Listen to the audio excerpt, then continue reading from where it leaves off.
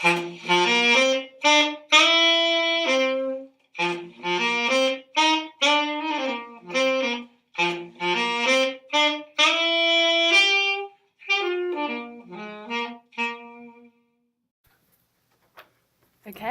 welcome to today's episode of Kescast with Ritvick and Georgia. Today we're going to be talking about the Duchess of Malfi and the Merchant's Tale, and whether the performance of love invariably leads to insincerity. Okay, Georgia lost, so Georgia has to start first. So both texts are sort of based on the nature of relationships in their sort of respective time periods. And obviously, because one of them's a play, and one of them's sort of medieval and would have probably been spread through word of mouth as well as just in text form, they're both sort of by nature performances, and so most of the relationships in them are a form of a performance of love, but within that, all of them do have more specific points in which characters are sort of lying or acting or actually like playing a role in order to move on the plot. Yeah, there's definitely a question of, especially with Malfi being a play, to what extent the audience are part of it, in that how much of the performance is there to take in the audience as well, and how much is there to make a point and to be deliberately seen through by the audience and some of the characters, none of the characters. I'd probably say that for the most part, neither text contains a huge amount of actual love, which I think I agree, yeah. which makes this a bit of a weird question. Yeah. But it is the performance of love. Like, there are several characters that either pretend to be in love or pretend not to be in love, like in Malfi. So is the performance of love pretending to be in love, or is the performance of love actual love and how it's expressed? Well, shall we discuss both? So let's start with the first one, which are specific examples of people pretending to be in love in the text. So I think the way Ferdinand and the Cardinal treat the Duchess is, in a way, their attempt to, like, pretend to show some brotherly consideration of her, but it's quite clear from the audience perspective that they don't really. It's an excuse to control her. And yeah. Okay. And so that's sort of, in a way, them pretending to actually love her. I disagree. Great, we found a debate point. I'm not surprised. Thank we God. were worried we wouldn't. I think that in the twisted society which they live in, the brothers are trying to show her love, and they do have that natural love for her, but because of the type of person she is, because she's someone who's almost ahead of her time and she wasn't willing to conform to what her role was and what the brothers especially thought her role should be in their society, she breaks free and they don't know how to respond to that, which is why the love... They murder her. Which is why they murder her. Which is why they arguably go a little bit far.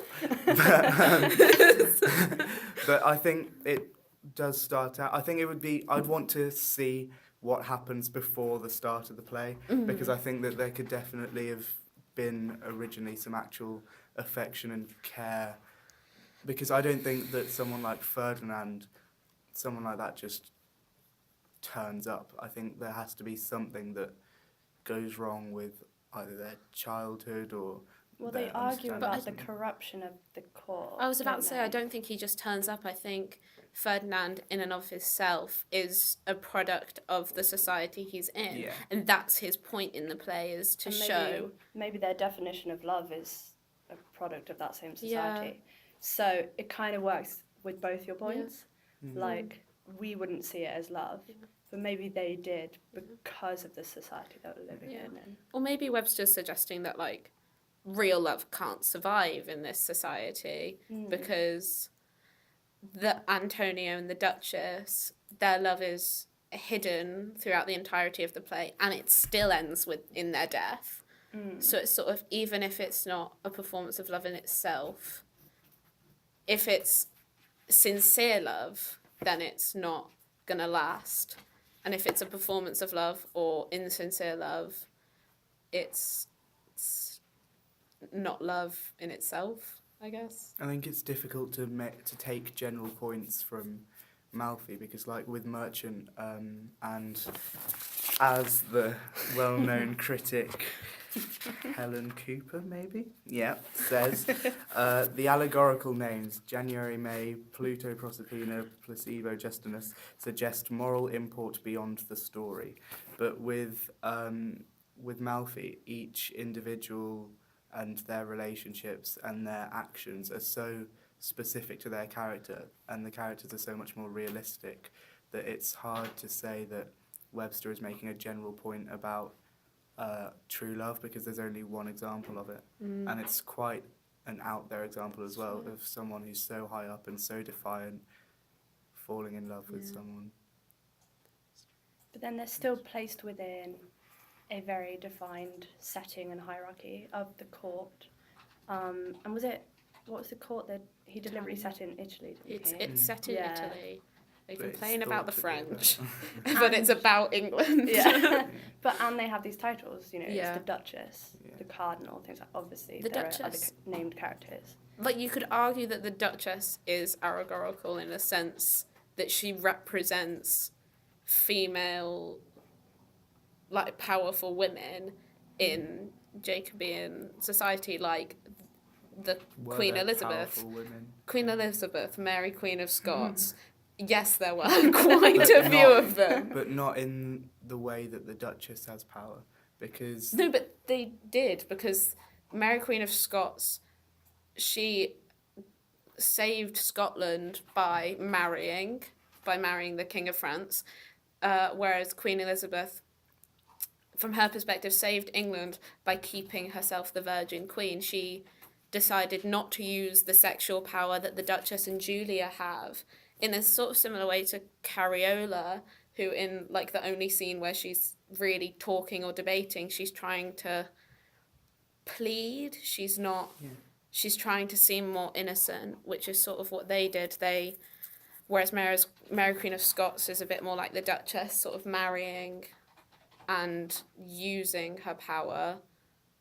Queen Elizabeth was more self-aware and more structured in it. So yeah, there were people who were just as powerful as in the same ways as the Duchess. But I don't think it is the same way because the Duchess is so isolated in her society that until she finds Antonio, and even Antonio, despite being good at heart, is a bit wet and slightly useless. And so she kind of has to fight for herself, and it feels more personal. Obviously, it will be about the Duchess because she's the name of the play and it's her story. But with the queens that you mentioned, they were kind of working for the good of the whole society, whereas I think the Duchess is too smart to think that she can save the entirety of society unless she can somehow just out-survive them. She's almost going like on a day-by-day basis. And she has got that aragonial pride. Like, I don't think we can put her on a pedestal. Like, in the same way with May, we have to realise that these female characters have very serious negative traits. Like, the Duchess is inherently selfish, as is May, and maybe that's sort of a comment on what love and relationships do to you. Like, they make you selfish, do you think? Or is that just like a rebellion against the sort of patriarchal society? Or Yeah, Is that- possibly. Yeah, Yeah, I that think makes sense. maybe the female characters in both of these societies have to be selfish in order to get anywhere. Yeah. There's no way that they could work by the rules set out by the patriarchy and still actually achieve anything for themselves. Yeah.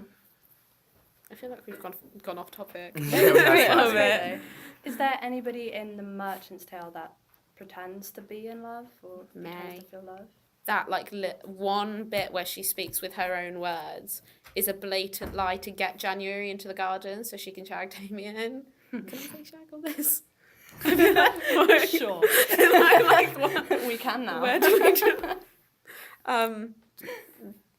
Do they all pretend to be in love? I think in a way? January genuinely thinks he is in love. And I It's So think, do they more- it's maybe more not lust, know- isn't it? yeah, It's more- but I they think don't he even know convinces what it him. I is. feel like January's. Does the concept of what we might call like real love Yeah. not even exist in? Yeah, I was about to say, I don't think there is an instance of love in the Merchant's Tale. I think it's all lust. Mm. Like, even with Damien, who gets sick with love, he's met May once. And he gets all of half a page. Yeah. And again, discuss his love. that's performance, isn't it? Like, he's Yeah. been so dramatic with it. It's like Yeah. Romeo, isn't it? Yeah. Yeah. And I think Chaucer's like self-aware of the fact that no one's in love here, that they're all just either pretending or sort of convincing themselves they It's are. that blindness again, isn't it? But with Yeah. everyone, not just January. Yeah. Yeah. How? Can Mind we talk blown. about courtly love at all? Have you like? Yeah. Yeah. What a terrible concept. Yeah. God. Where do we begin? It gets ripped to shreds in both of these Yeah. texts. In both Like of them. Webster and Chaucer both clearly hate it as an idea. Yeah. Like every instance of courtly love in The Merchant's Tale is ironic and parody. It's and insincerity. Yeah, it's good connection back to Are the there question. specific Let's examples that you pretend can we're still give? talking. So, like, there's a lot of when Damien's sort of just fallen in love with With May. May. There's quite a lot of sibilance, and I'm trying to find the quote. There's quite a lot of sibilance and like very poetic language to describe what he's feeling, but it's almost too much in the same way that the repetition of like fresh May, gentle Damien, worthy January. Thank you. What was it? Dunno. Is that what you're looking That's for? not what I was looking for. No. But thanks. It's like the repetition and overuse of these poetic devices just means that they don't have any So meaning anymore. Undermines them. And, Yeah. And it becomes silly Yeah. when you get to a point. Also, I finally found the quote, and it was literally just swelt, swooned, and saw. So, Okay. No, that's a good quote. but yeah. Yeah. Anything specific from the Duchess of Malfi on this same point? With the Cardinal and Julia, they reference it, but they both are clearly aware that it's not anything real, the whole idea of courtly love. They're both going through the motions and saying the words only to point out that it's nothing that needs to be paid attention to, and they both know that they're not lying to each other, but almost lying for the sake of it, because even though there's no one else around in that scene in terms of the characters, it is still, as we said at the beginning, a performance because the audience are there, and so they still have to go through the motions and go through what would be expected of them, even if it's really, really half-hearted. And I think Duchess of Malfi kind of corrupts the idea more because while Merchant's Tale has sort of like the ideas of the garden and quite a lot of natural imagery, obviously May, the name in herself, like has like connotations of fertility and nature and things. I think the natural imagery in that scene you were talking about with sort of the birds and things, it's a lot darker. It's a lot more talking about, like blatantly talking about trapping women, and like it's quite crude, and comparing her to elephants and things. It's a lot more, while Merchant like debases the idea, I think Webster sort of makes it really creepy Yeah. and like I think Like- Merchant might be worse, though, because in Webster's world, it's almost vicious how he sets up all of these ideas and then attacks them and undermines them, and it leaves you feeling really, really depressed about the state of the world. But with Merchant, it's just so sustained in its kind of cynicism that despite the fact that the tale itself largely reads as something quite light-hearted and at times comic, it takes any kind of seriousness and faith you might have in the ideas of love and of marriage, and it completely destroys them without ever actually having to even attack them explicitly. I think I actually agree with you. I think That's Duchess is like is just too unrealistic. Like the idea of sort of everyone, but about 3 characters dying, feels like a Shakespeare play. It's not something that would happen. Although for different target audiences. Yeah, whereas And different genres. Yeah. Of course. Whereas Chaucer, it feels like, yeah, this could happen. Like a man can be Yeah. not nice, and then a woman can have an affair, We've all and then been they can there. go off on with their life. No, but you get my idea. Like the basic plot line of controlling husband and unfaithful wife, and then both just carrying on at the end. That In a pear feels. tree. We're ignoring the pear tree. After that. After the pear tree. It feels like that could happen. People do that, whereas no one really goes and kills their sister and then kills the man who killed their sister, even though he asked him to. And it's not. Pro stop. Do you get what I mean? It's not as realistic. Mm-hmm. So it is, yeah, it's a much more depressing Yeah. view of the world. It's, yeah, Webb's display is almost more like a warning, isn't it? It's kind of like, got this whole Machiavellian idea Yeah. to it that is trying to, like warn There's more against. shock value in that as well, isn't Yeah, there? whereas Because Chaucer's kind of saying sexual this is how violence. it is. Yeah. Yeah. Yeah, sorry, I didn't mean to. I mean, Duchess of Malfi is for entertainment, first and foremost. Like, it's a play, and obviously Chaucer's was written for entertainment, but it feels like a bit more of a sort of, this is what's happening, let's stop that. It feels more like a cautionary tale rather than something written so man can enjoy that quote. What is it? Man enjoys to see deformity in anyone but himself. It's like Webster wrote it so vicious, like you said, because there's performance value in that. It's interesting to watch in a twisted way. Helen Cooper also says that the moral import behind the story, beyond the story, never adds up to anything. But I think that it doesn't necessarily have to add up to anything because that's not what it's going for. It's more just to make the people hearing it or reading it, in our case, think and reflect, whereas Webster definitely wanted to Make a point. make, Make a Okay. clear point. Yeah, it's Chaucer's a bit more ambiguous, I think. Are there other types of love? I Like was we've going to talked say, about can we love talk between about the two. the proposal scene a bit more? Because Oh, I just yeah. think that's a really interesting So scene to talk about in The Duchess of Yeah. Malfi. you can begin. Okay. So obviously, like you said at the beginning, it sort of turns the traditional proposal of a man getting down on one knee on its head. But still, if you watched it without the sound, you would see a very long version of, but a normal proposal scene where Okay. a man gets down on one knee and like passes his fiancée a ring, but it's the woman controlling the whole thing. But it's all quite, I'm not going to say difficult to read, but it's kind of hard to understand just because no one's telling the complete truth. They're equivocating.